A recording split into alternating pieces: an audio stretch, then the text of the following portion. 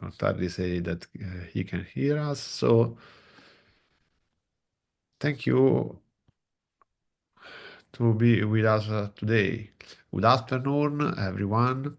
Thank you for joining us for this Eden webinar titled Open Educational Practice for Critical Digital Competencies, Insight from Design and Implementation, that taking place today, Wednesday, 4th of March, and this session is a part of the Open Educational Week, and we are delighted to contribute to this global celebration of open education, collaboration, innovation in teaching and in learning. Open Education Week offers an important opportunity to connect educators, researchers, and instructions around shared values of access, participation, inclusion, and learning empowerment.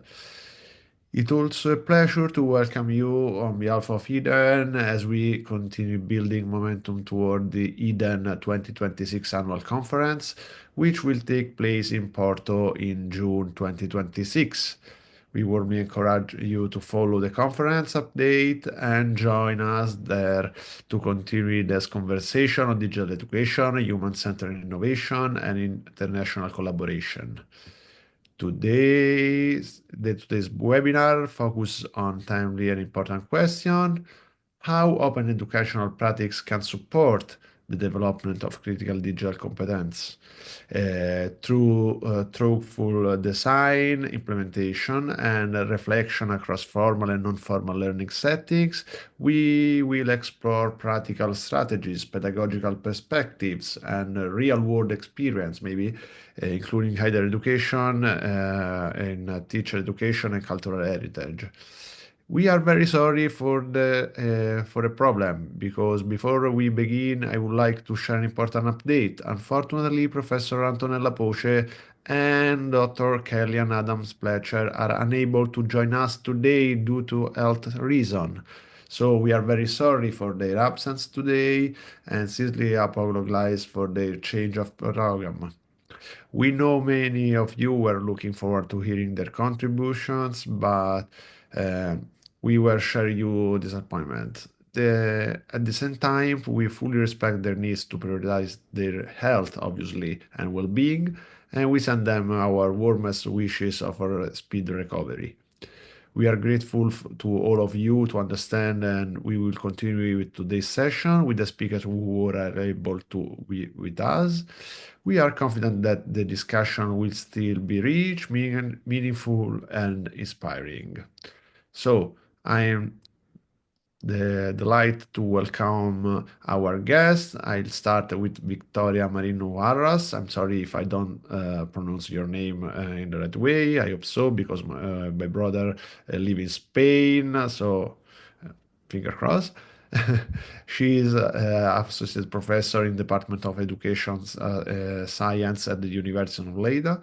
She holds a PhD in Educational Technology from the University of the Balearic Islands, coordinates the university PhD program in Educational Technology at the UDL, and is a member of Competence research group. She also a research collaboration of the Educational Technology Group of UIB and a member of the Center of Open Educational Research. She is the principal investigator of the project Critical Digital Literacy towards Agency for Learning through Open Educational Practice. Research focus on digital technologies in teaching and learning, especially in higher education, teacher and training, with related interests in critical digital competence and digital literacy, ethics, agency, and open educational practice. And then we have Gemma Aturferrer. Yeah, I'm very glad to thank her because she really give us a great welcome in Ibiza during this November. I visit her university for a study visit. She is an associate professor in the Department of Applied Pedagogy and Educational Psychology at the University of the Balearic Island in Spain, and researcher in Educational Technology Group. affiliated with the Institute of Educational Research and Innovation, based in UAB in Ibiza and Formentera University campus. She coordinates several university programs. Her teaching and research focus on initial teacher training and digital technologies, and her research interest includes open education and social network, especially from the perspective of pedagogical design and learner roles. She's also part of the Co-Decree project research team. And we are equally pleased to welcome Maria Carme Peguera-Carré, full-time lecturer in the Department of Educational Science at the Faculty of Educational Psychology and Social Work of the University of Lleida. She has been a member of the Competence research groups since 2018 and earned her PhD in educational technology in 2023. Her research focuses on researches and methodologies that facilitate competency development and theory practice integration, particularly through reflective text and video analysis of educational performance. Um, uh, Her related interests include critical digital competencies, student agency, and open educational practice. She's also part of the Co-Decree project research team, and I think I can stop myself, so I can leave the floor to our group of guests from the Spain, so you can share your screen and start your presentation. Thank you very much. Thank you very much, Carlo. So I will start sharing my screen, and I welcome you, everyone in the audience, warmly to this event. And sorry for the for the missing colleagues, but I'm sure the discussion will be great with you. I'm sharing my screen.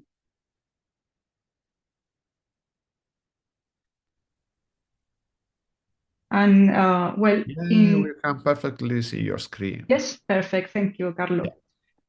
So for us, we are in a group, so we don't have different presentations. We have the same one.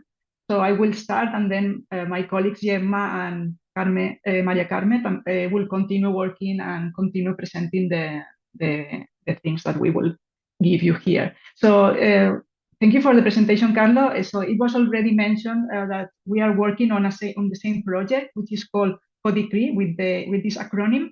And today what we want to present is some of the insights that we got from the design and implementation of open educational practices for critical digital competence within the frame of our project. So for that, first, I would like to introduce our project, which is called Critical Digital Competence Towards Agency for Learning Through Open Educational Practices. And that's why this acronym comes, CODICI.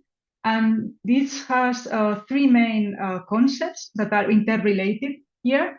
So you can see critical digital competence, which is a concept that we are using to emphasize the critical, ethical, responsible aspects of using digital technologies and the knowledge related to it. Of course, digital competence as the European Union definition also includes this ethical and responsible dimension, but we want to emphasize here in this concept this specific aspect. And we consider it as a prerequisite, an element of students' agency, considered as an intentional act from students to learning to learn, and also going beyond this formal and institutional context of learning. And for that, there are different kind of resources that students can put into place to improve this learning to learn competence, like personal, relational, contextual, and socioeconomic resources.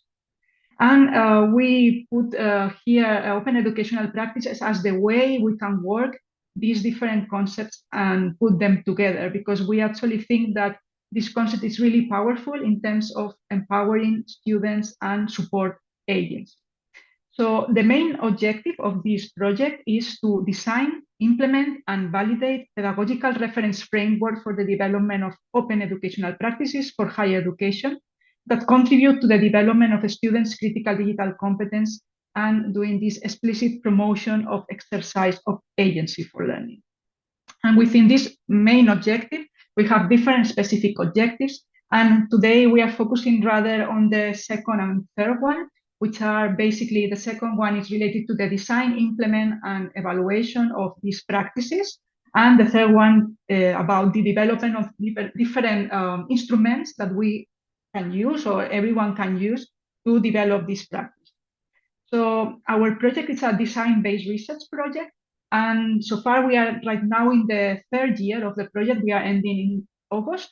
And we have been conducting different phases. So in the first phase of analysis, we did different systematic reviews on the three different concepts that that are key in this project: open educational practices, critical digital competence, and agency. I will not go into details about these systematic reviews, but if you want some details later, we can also provide them. And then we did these both, these systematic reviews, as I was saying, to have this theoretical base for the whole project and also find the connections between these three concepts. And we also did some web scraping of Spanish universities' websites to see how the universities in our context, since it's a national funded project, addresses these three different concepts. And then, well, I will not explain also these details because we want to focus specifically on our design, implementation, and evaluation of the open educational practice. So then in the next phase, phase 2, design, we develop a specific tool for helping the design of open educational practices, which is called Codicria Toolkit, and then later my colleagues will explain more about it. And then we use that toolkit to identify different open educational practices based on interviews and also create our own open educational practice. Then in phase 3, the implementation, we have been, and we are still doing that, we have been implementing different practices in education and study programs in Latin American Spanish universities. And we are evaluating in this phase 4 different perspectives from students and educators that have been engaged in these practices, and also focusing on specific educational aims of the project. So said that, I will leave the floor to my colleague Maika, who will continue right now in the next. Yes, thank you. In relation with these previous steps, for the project, we took as a reference the definitions with more mentions in the systematic literature review developed in phase 1 that my colleague Victoria just mentioned. Definitions with more than 6 mentions appear now on the screen, and these define open educational practices as practices that focus on supporting the use, reuse, and creation of open educational resources, the use of innovative and open pedagogical models, collaborative practices, and knowledge sharing, empowerment of learners, and policy and institutional support of these practices. Going to the next slide, in relation to the first objective of the project, during the initial phase, we also conceptualized a critical digital competence as the confident, analytical, ethical, safe, and responsible understanding and use of digital technologies as value-laden tools for learning, work, and participation in society rather than neutral entities. And we developed the conceptual framework for critical digital competence. In summary, this framework that you now can see presents the elements, requirements, justification, aims, and ways for developing critical digital competence through open educational practices to promote student agency. It should be noted that this framework does not present rigid dimensions and that in certain cases there may be overlaps. And to evaluate these open educational practices developed during the first year of the project, in the next slide, you can see one of the actions that focus on identifying the level indicators of the critical digital competence framework, a tool that aims to be a guide or orientation for the design of these practices that want to work to a lesser or greater degree on critical digital competence and emphasizing agency for university student learning. The dimensions refer to each of the 6 elements identified in the critical digital competence conceptual framework, the first of which, critical thinking about the digital world, cuts across the other 5. And in defining the indicators, the tool also proposes analyzing competence levels based on the artifacts generated by students in these practices. Using Dishcom Edu as an example due to its relevance, in the project we have also defined the level of competence following this model, defining a level A, B, and C of critical digital competence for each indicator and its subdimensions. And now, as going to the next slide, as we mentioned before, during the second phase of the project, we designed the Codecree ACAD toolkit. To design this toolkit, we review one of the learning design toolkits most experimented in the last 2 decades, the Activity-Centered Analysis and Design Toolkit, from now on ACAD toolkit, based on the ACAD framework. According to Goodyear and colleagues, ACAD is a meta-theoretical framework for understanding and improving local complex learning situations, and it offers a practical approach to analyzing and design complex learning situations and conceives the activity as what students do in local situated learning situations, while learning emerges from this activity, being different learning outcomes and not necessarily intended or planned. The ACAD toolkit is a conceptual tool that consists of different set of cards to support the analysis or design of practices. For example, we have cards for the learning theory underpinning the design, the philosophy or pedagogy, the cards for the structure and pace of tasks, the epistemic design, cards for the resources to use, the set design, and also cards for the learners groups or the social design. These cards are set around a canvas in the middle of which the activity is placed, and the original ACAD framework and toolkit have been translated also into Spanish and applied in a Spanish educational context. In our project, after a process of creation, we designed the final version of the Codecree ACAD toolkit. There are cards specifically related to open education, for instance, in this new design. For example, we have creation of open educational resources for the epistemic design for educators' tasks, or open textbooks for the set design. Additionally, and as the original toolkit, the new one is sufficiently flexible and adaptable to be open for extending cards in any of the categories, and hence it includes several empty cards for each set to be personalized by educators if they need it.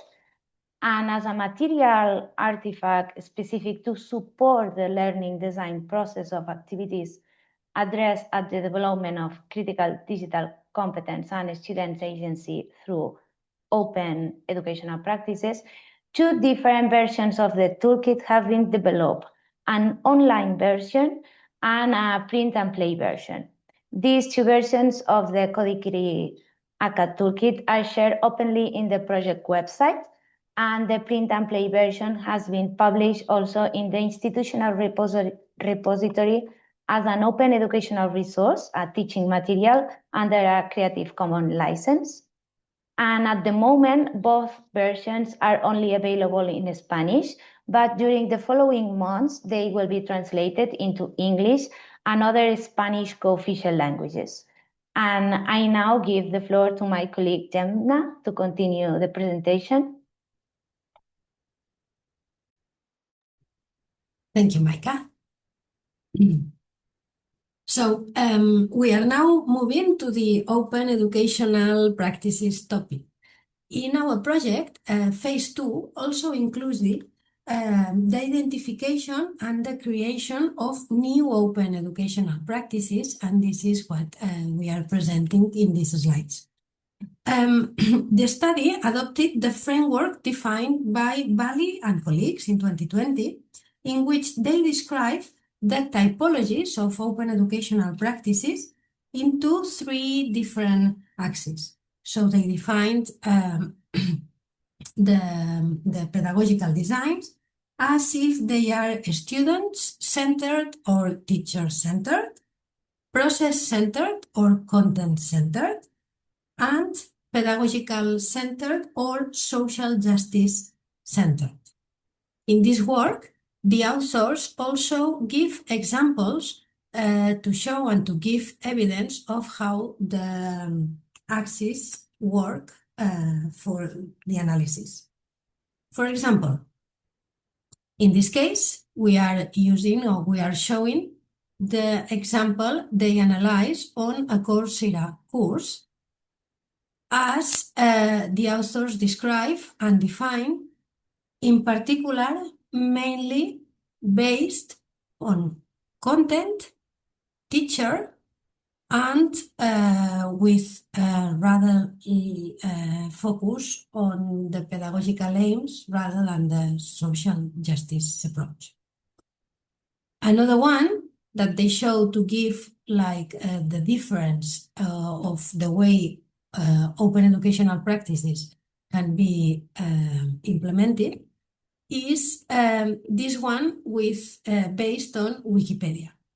In this case, the authors describe Wikipedia tasks as more student-centered, process-centered, and although in this case they don't especially focus on the example doesn't have a very particular focus on the social justice practice, it is really a practice that might have possibilities as it gives the flexibility to include or the possibility to include other sides of knowledge and other voices which are rather underrepresented in the knowledge creation in many contexts.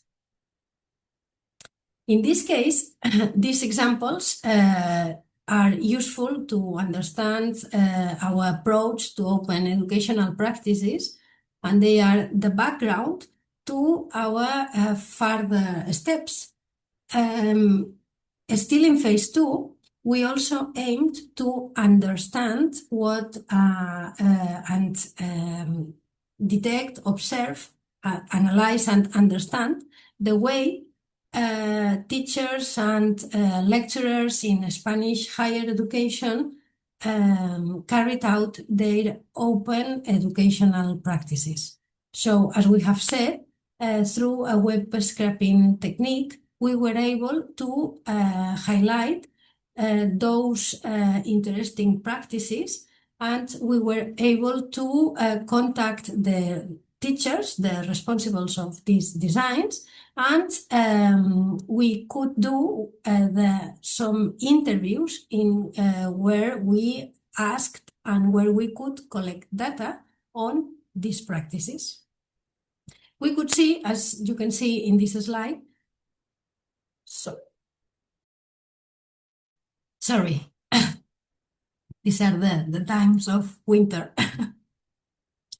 So we could see and we could detect some practices in which OER were relevant and took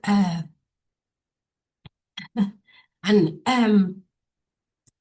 had a different way of being implemented. So, for example, they were used for critical analysis, or they were used to analyze the repositories and to develop skills to look for the relevant OER in related repositories, or there was the focus on the creation of OER. Also, we could highlight the use and the presence of blogs as portfolios, whether from a cooperative approach or other individual ones. Also, we could see the presence of the Wikipedia edition, as well as the increasing presence of generative AI in these open educational practices. What it was important during these interviews, collection of data and description of practices is that we also added the layer or the value of the critical digital competencies. So as well as analyzing and seeing and observing practices from their openness value, we also analyzed their value and their contribution to the critical skills. So I think that I could go further to the next slide. With such an overview of what was going on in the current higher education Spanish landscape, we went further designing our own open educational practices that were based on the approach by Bali and colleagues, but also included the contribution and the value of the critical digital competencies. There are many designs that are already published on the project website, and we would like the audience and all colleagues, we would like to invite them to have a look and observe and see the way they are presented, as the index also goes into the different ways of analyzing them, whether they are more interested in the axis of student-centered or the pedagogical approach or the social justice or other ones. In particular, among all of them, we would like to show the diversity in which they are designed. For example, in the next slide, you can see one design that it is called Hidden Biases of AI. It is designed for a single session that can go up to 2 hours, and it includes the introduction of the concepts, the experimentation, and the sharing, for example. And in the following slide, you can see another design which includes more than one session. There are 4 versions of the same design with different lengths, depending on the focus of each session. But however, it can be defined into 3 steps. The first is the analysis of the personal learning environment. So I was just saying that in this experience, we divided the design into 3 main sessions. The first is the analysis of how students' personal learning environment is. This is something that is really an activity that it has a long tradition so far, with lots of experiences and pedagogical approaches since 2010. So it's very interesting because with this new approach, what we can introduce to our students is not only the way they access to information, but if they access to information could be also influenced by disinformation and misinformation. The discussions that result from this activity are really interesting and lead students to think and about on the current digital society, the critical approach, and the need to analyze disinformation and misinformation, which is the second activity. And that they also develop an infographic that works also as an element of the critical digital competence, as we try to create a multimodal critical artifact. The final step is extending the initial personal learning environment. So it's not only a wide access to information, but a critical, analytical access to information. So I think that with this example, we try to show that the practices are as open as the media, as the environment allows us, and also are really critical and lead students to another approach of what really means being critical, digitally competent.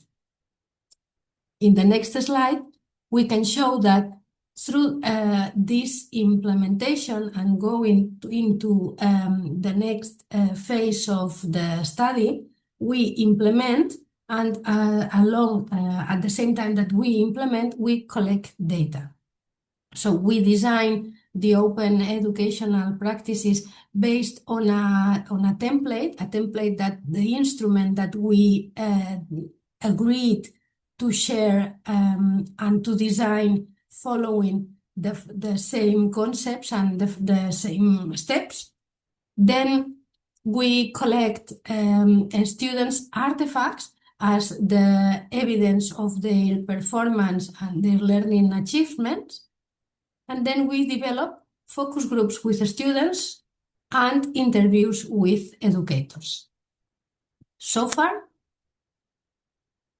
at this moment, we can say that with these instruments and with this collection of data, our research focus are the following that you can see in the next slide.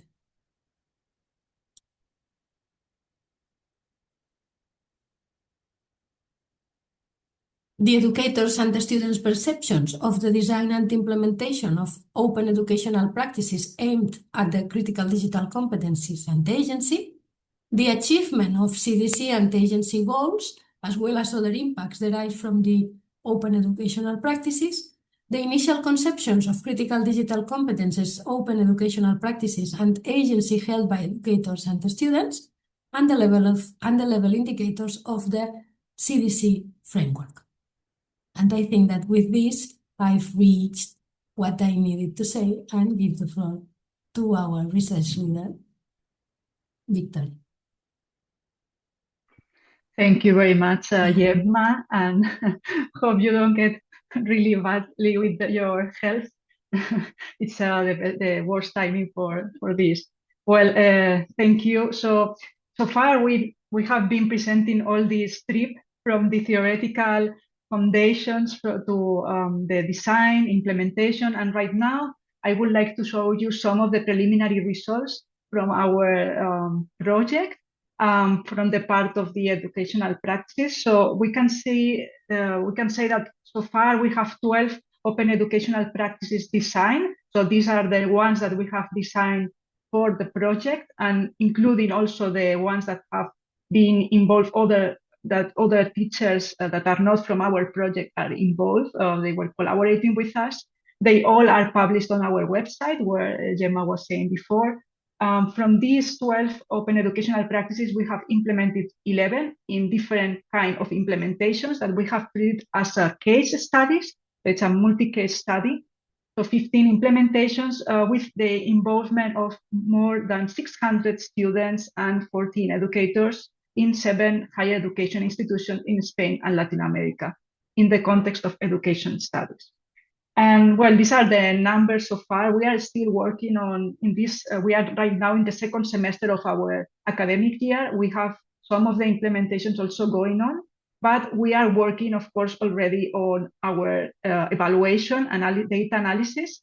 And I want to show you just some examples, 2 of the cases that are right now mainly already analyzed, which are cases 1 and 6. Case 1, it's an implementation of the open educational practice called Analysis of Generative AI Apps for Pedagogical Proposals. This practice has been implemented in an early childhood education degree in a Spanish university with 2 groups of different students, in total 95 students, 2 educators involved, and that's a face-to-face course. And in this practice, what students had to do was first to do some selection of generative AI apps that could be used for education purposes. Then they had to do an analysis of these on one of these apps, and they conducted what is called an techno-ethical audit. in which they were asking questions like pedagogical, ethical, commercial questions about this tool, about inclusion, about the pedagogical purposes, about if it was a company who held that, has profit, and so on, these kind of questions. And then they had to develop some pedagogical proposal with that app suited to this analysis. And at the end, they share their analysis with the other colleagues in an open virtual mural. That was the case 1. And then case 6, it's on the practice hidden biases of AI, which was already mentioned by Gemma before. And this practice, it's in this case, was an implementation in a Mexican university online mode, and with 36 students from 2 different groups. One was from psychopedagogy degree, and the other educational psychology degree, with 1 educator. And in this case, there were some variations. You will see if you check our open educational practices in the website that some of them have variations, different versions of the practice, because we have been doing different implementations and adjustments depending on the, for example, in this case, on the mode of learning or even the profile of students and so on. So in this case, they were completely online. So they did this work on generation of images to analyze biases in small groups apart, and they reflected on these small groups in different places. But the practice that we saw before, there was a version which was using image banks, open licensed image banks, where you can also already filter by AI generated images. So that's not the need to create or generate new images. But in this case, it was used, this image generation system. So from these 2 cases, we can see some of the results, insights that we got so far. So first, there are things, aspects about the impact on critical digital competence, which was mostly on awareness, on students' awareness. For example, something that that students in both cases mentioned was how dependent they were on AI, and they had some mixed feelings about it after doing this practice. So they were already questioning their practices somehow. Then in case 1, because they had to do this techno-ethical audit and there were questions about the environmental impact on AI, they also were really surprised about this aspect. Many of them didn't really actually know about this aspect. So there was some awareness on this and considering and asking themselves if they should use it that much. And also digital authorship rights is here because they also work with Creative Commons licenses, which was also a new thing for them. So they also get to know this kind of license and also being more open in their sharing. And both students in both cases also mentioned their responsibility in their digital world as professionals, educational professionals, and how they behave in this context. And that's tied to digital citizenship. Then about the open educational practice design, there were some aspects that were highlighted by teachers and students.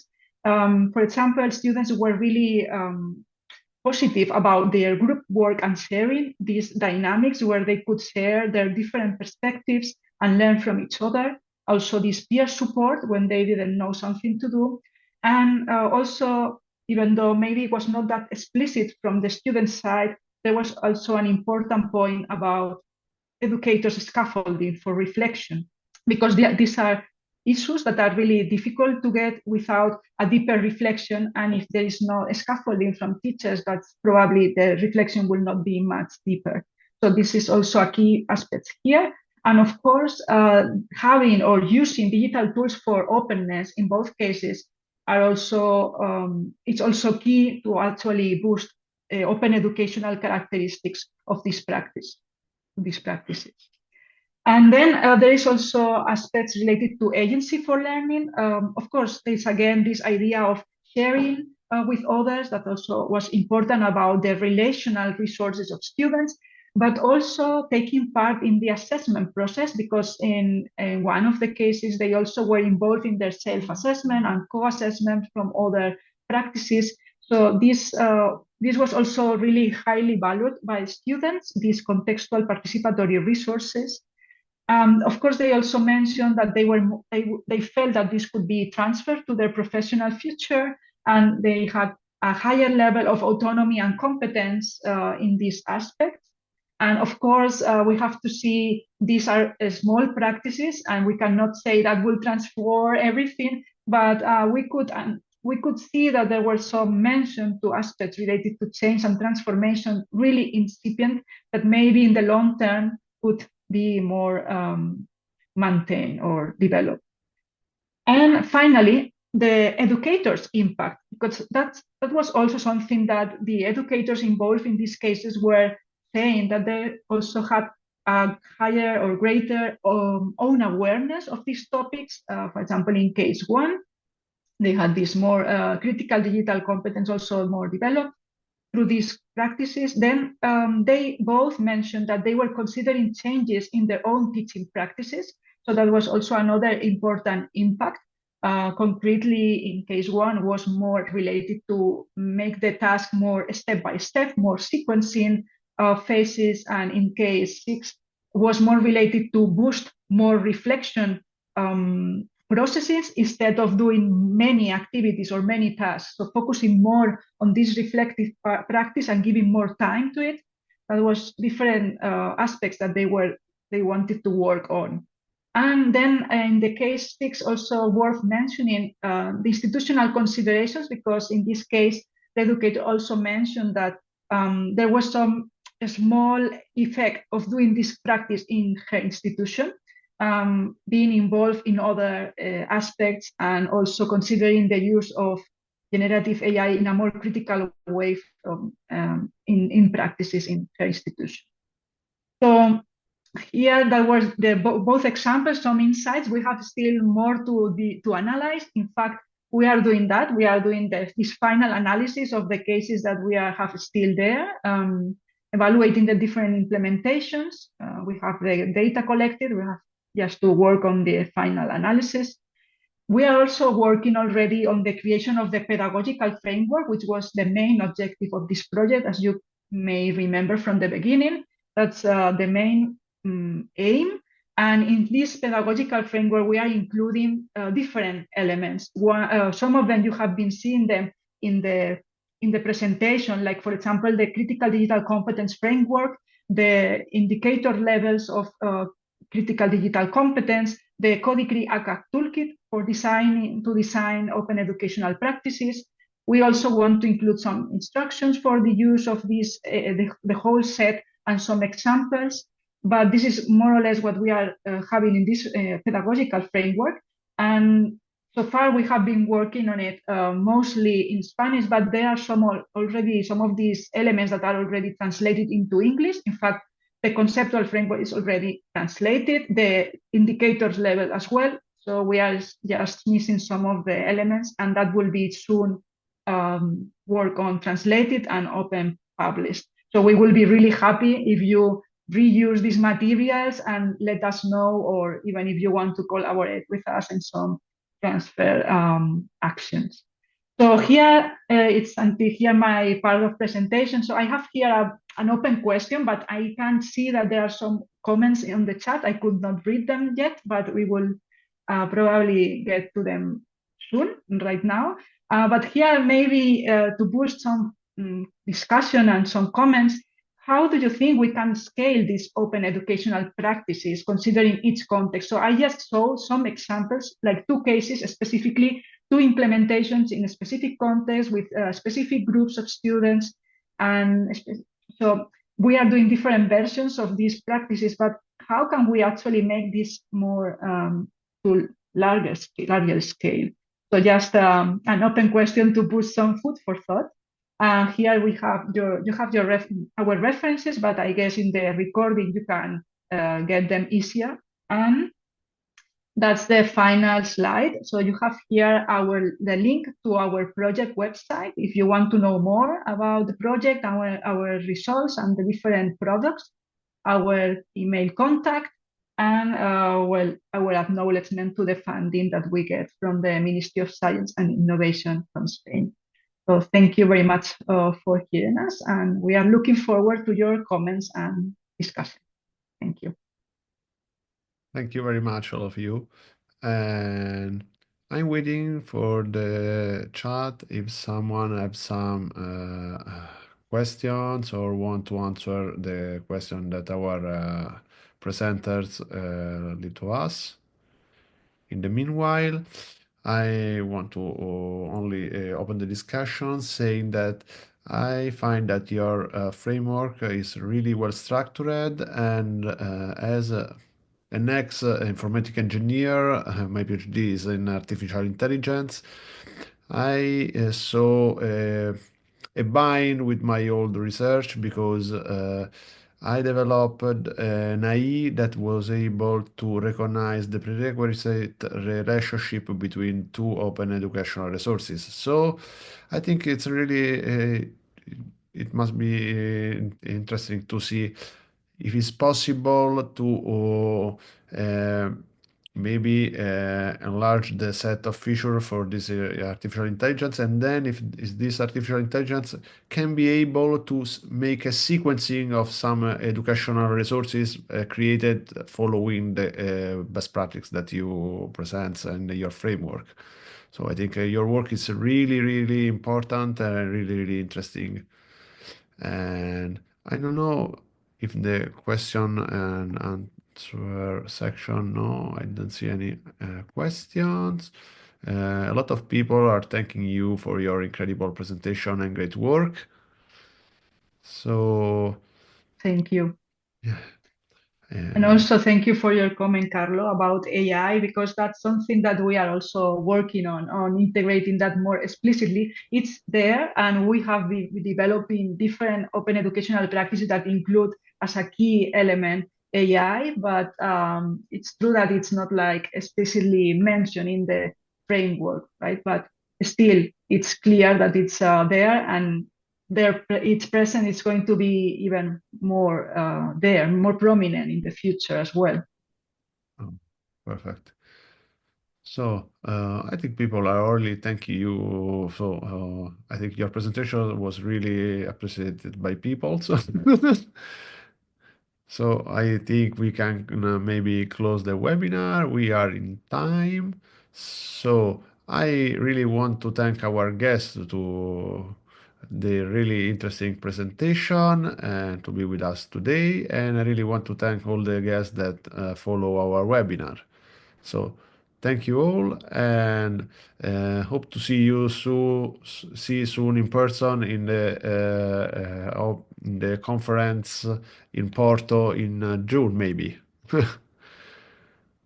I hope that Thank you you. will be with us, and thank you. And I suggest you to follow all the Open Educational Week because it's really interesting with the other webinars in the following days. So thank you, and Thank bye-bye, you. all of you. Thank you, and congratulations on the event, the week, and all the work that you do in Oh, the thank you event. very much. And I really want to be in Porto. For sure, I will be there because I received 2 days ago an email that said that I will be rewarded with the fellowship by Aiden. So Wow, I'm really proud congratulations. to say that, and I'm really happy for this reward. So uh, Congratulations. thank you very much. Very much deserved. Very much deserved. Congratulations. Yes, sure. Very much deserved.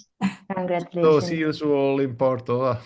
Bye. See you all. Thank you Thank very you. much, Bye. everyone. Thank you. Bye bye. Thank you. Bye.